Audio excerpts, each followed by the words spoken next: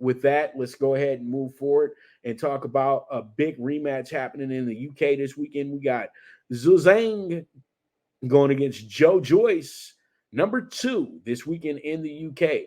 Can Big Joe get his revenge? Now, we all know that Joe Joyce was the headliner in the first fight because he was the headliner. He's the WBO Intercontinentals interim champion, and it looked like that he was putting himself in place to be the next up to fight Usyk, possibly. Well, Zhang wasn't having any of that. Zhang felt like, you know what? You need to respect who I am, and I'm about to introduce myself if you don't know who I am. And he absolutely cooked Joe Joyce through 6 rounds. He was able to use a good, strong jab and throw some powerful punches. This guy literally is like a robot, but he's a robot that doesn't get hurt. You know what I mean? You don't know what the weakness is. And Joe Joyce literally sat up there and took way too many punches in this fight. We know that Joe Joyce is a guy who's really tough. He has a tough chin. It's tough to knock him down. Zhang did that very early in the fight.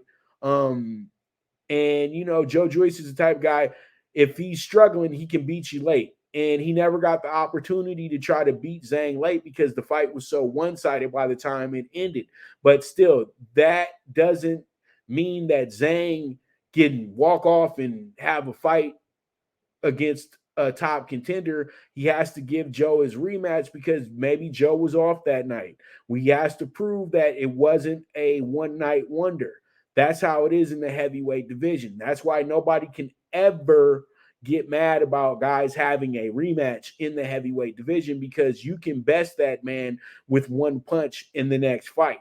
And that's exactly why we have a second fight coming, because it has to show that Zhang is for real and Joe Joyce is a guy that had his time, but his time is past.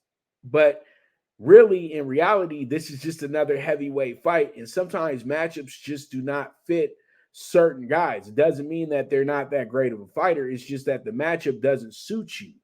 And I feel like that's the issue here with Joe Joyce. But knowing the heart of Joe Joyce and knowing that Zhang got this win because he was fearless that night. Now he has an idea of what he's really going up against. Joe Joyce, if he makes the right adjustments, can win this fight by decision. He does move his hands a lot quicker, and I would say that his ring IQ is much better.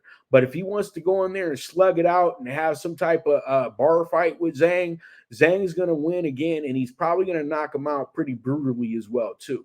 I just really feel like Joe Joyce is going to have to do a little Muhammad Ali work and do a little bit of George Foreman deception, and he could have a chance at knocking out Zhang or getting himself a unanimous or split decision in this fight. But he's going to have to be slick. He's going to have to be deceptive, and he's going to have to be first. That's the one thing that he's going to have to be. So with that, that's going to be a wrap on our latest boxing match for the week and everything like that. And I have more to talk about as we get along with the weekend, as we get more boxing news and everything of that nature. So with that, we're going to go ahead and take our first commercial break. And when I get back, we are talking baseball. So stay tuned. This is the Premier Sports Betting Show, the Primetime Angles with the one and only Pop Dibiase, the Primetime Capper. Good News Only Racing Club, led by the legendary Doug O'Neill, the trainer of 2 Kentucky Derby winners and I'll Have Another and Nyquist. Also trained 2-time Breeders' Cup champ Golden